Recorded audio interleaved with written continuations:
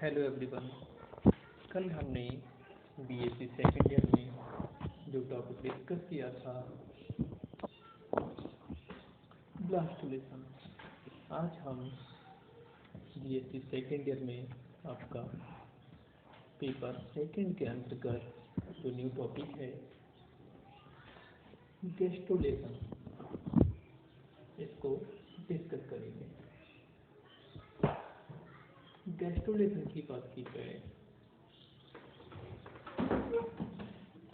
Gastrulation Hückel के अनुसार gastrulation embryonic development की एक ऐसी स्टेज होती है जिसमें टू लेयर एम्ब्रियोनिक फॉर्म पाई जाती है।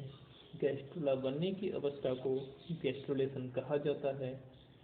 लैंगस्टर ने 1875 में ये बताया कि गैस्ट्रोलेशन वह विधि है जिसमें मोनोलेयर्ड ब्लास्टुला डबल लेयर गैस्ट्रुला में चेंज होता है। यानी जो मोनोलेयर्ड ब्लास्टुला था वो डबल लेयर गैस्ट्रुला में चेंज होता है।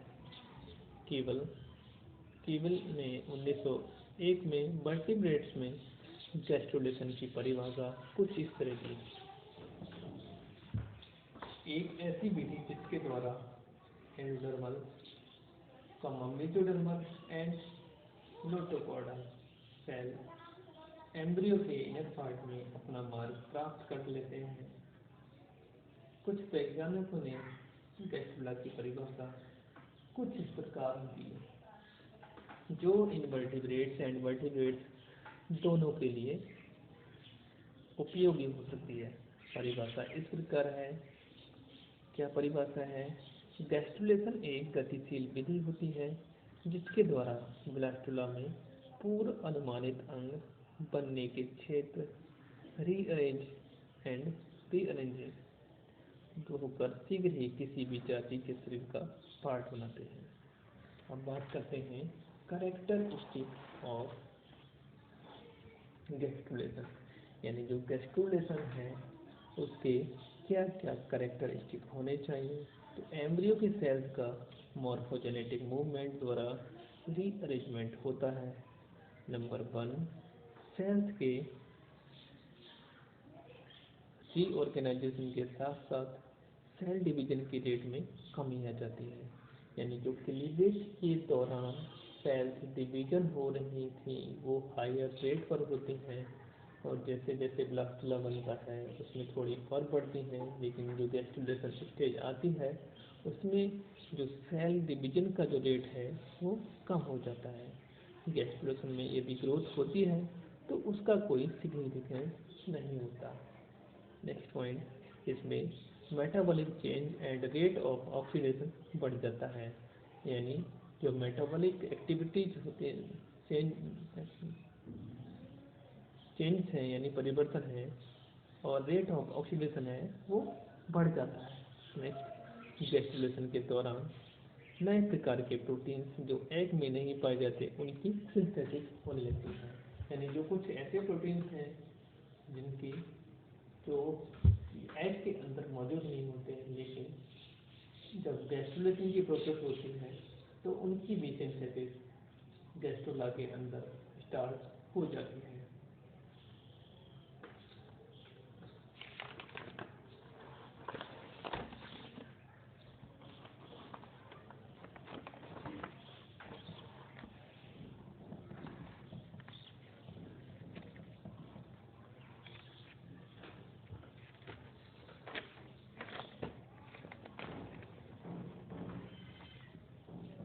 नेक्स्ट, गैस्ट्रुलेशन में एम्ब्रियोनिक सेल की एक्टिविटीज को कंट्रोल करने हेतु न्यूक्लियाई अधिक एक्टिव हो जाती है।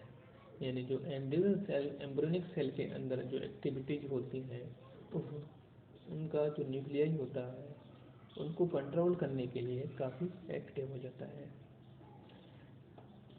गैस्ट्रुलेशन एक ऐसी इंटीग्रेटेड एंड गतिशील विधि है जो कि ज़्यादातर इंटरनल फोर्सेस के द्वारा कंट्रोल की जाती है, तथा इंटरनल फोर्सेस बाहरी कंडीशन पर डिपेंड करते हैं। गैस्ट्रुलेशन में एम्ब्रियो की सेल्स में गति एक निश्चित आकार की संरचना को स्थापित करती है। इसी प्रकार की गति को मॉर्फोजेनिक मूवमेंट कहा जाता है। गैस्ट्रुलेशन में सेल्स का माइग्रेशन बहुत तेजी से होता है, यानी जो गैस्ट्रुलेशन की प्रोसेस होती है उसमें cell of migration is highly speed, यानी काफ़ी तेजी से इसका माइग्रेशन होता है। अब बात करते हैं मेथड्स ऑफ गैस्ट्रुला फॉर्मेशन, यानी जो गैस्ट्रुला की फॉर्मेशन होती है वो कौन कौन से मेथड्स के द्वारा होती है। यानी डिफरेंट एनिमल्स में गैस्ट्रुलेशन की निम्न विधियाँ हैं, यानी जितने भी एनिमल्स हैं उनके अंदर गैस्ट्रुलेशन की प्रोसेस जो है वो डिफरेंट है, ना कि सेम। अब बात करते हैं फर्स्ट पॉइंट, इनवेजिनेशन।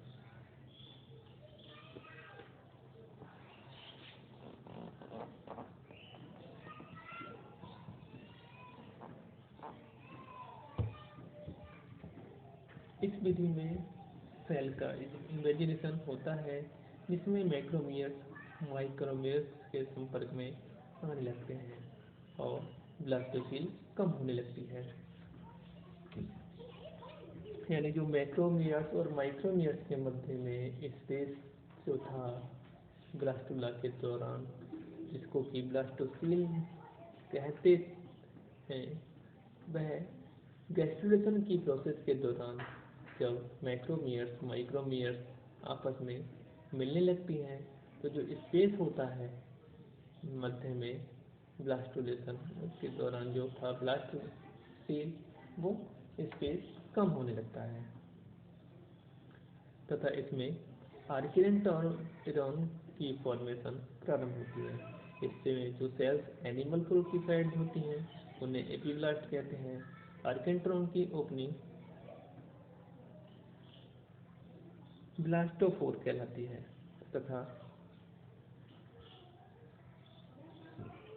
ब्लास्टोफोर की मार्जिन वाले सेल्स लिप ऑफ ब्लास्टोफोर्स कहलाते हैं। जिन एनिमल्स में एग में यूक की मात्रा कम होती है उनमें ब्लास्टोफोर्स ज़्यादा खुला रहता है, और जैसे जैसे एग में यूक की मात्रा बढ़ती जाती है वैसे वैसे ये आर्किडेंटेरॉन एंड ब्लास्टोफोर को बढ़ता जाता है। टीलोलेफेथल टाइप के एग में आर्किडेंटेरॉन एंड ब्लास्टोफोर कम रह जाता है। यहाँ पर आप देख रहे हैं ये ब्लास्टोसिल है, ये मेगामेट्स है, ये माइक्रोमेट्स है। माइक्रोमियर्स जैसा हमने पहले भी बताया था, ये छोटे साइज की सेल्स होती हैं वो माइक्रोमियर कहलाती हैं, और जो लार्ज साइज की यानी बड़े साइज की जो सेल्स होती हैं वो मैक्रोमियर कहलाती हैं। और जो ब्लास्टुला की फॉर्मेशन होती है उसके अंदर जो कैविटी होती है वो कहलाती है आपकी ब्लास्टोसिल।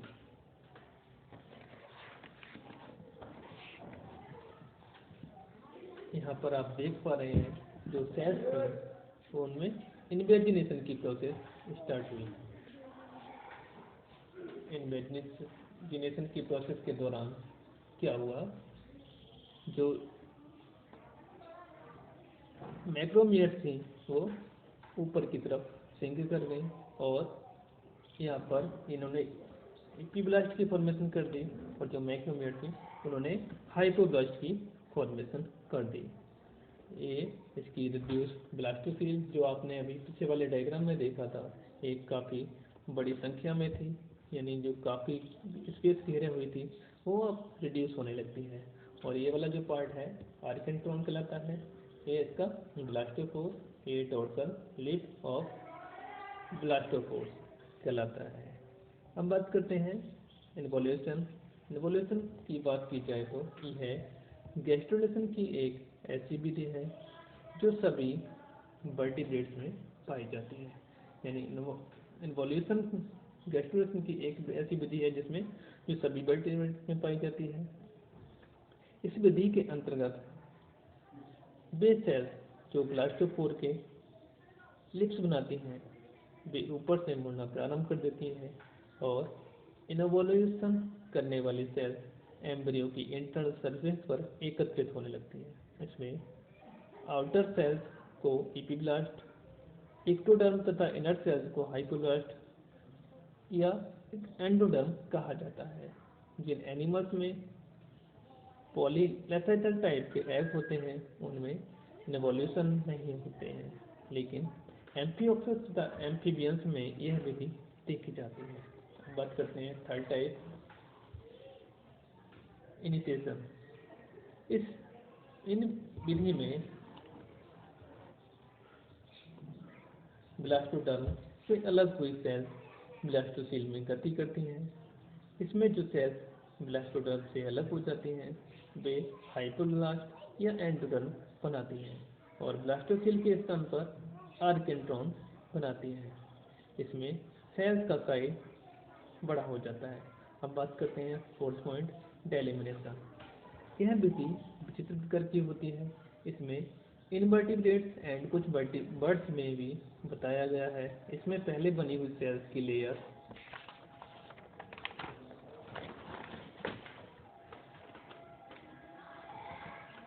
से कुछ सेल अलग हो जाती हैं। नोटोकॉर्डल, मेसोकॉर्डल एंड एंडोडर्मल टिश्यू एक दूसरे से अलग होकर इंडिपेंडेंट बॉडी का रूप ले लेते हैं। इसमें मेसोडर्म की फॉर्मेशन ब्लास्टोपोर्स के लिप्स के ऊपर फैलकर होती है। एम्ब्रियो के अंदर मेसोडर्मल सेल पोस्टीरियर एंड से एंटीरियर एंड की तरफ गति करती हैं। तो आज हमने बीएससी सेकेंड ईयर में जो टॉपिक डिस्कस किया गैस्ट्रुलेशन, इसमें हमने आज गैस्ट्रुलेशन की definition, characteristic of gastrula, methods of gastrulation formation के अंतर्गत इन्वेजिनेशन, इन्वोल्यूशन, इनिशिएशन, एलिमिनेशन और को डिस्कस किया। कल हम इसके आगे के पार्ट को डिस्कस करेंगे। धन्यवाद।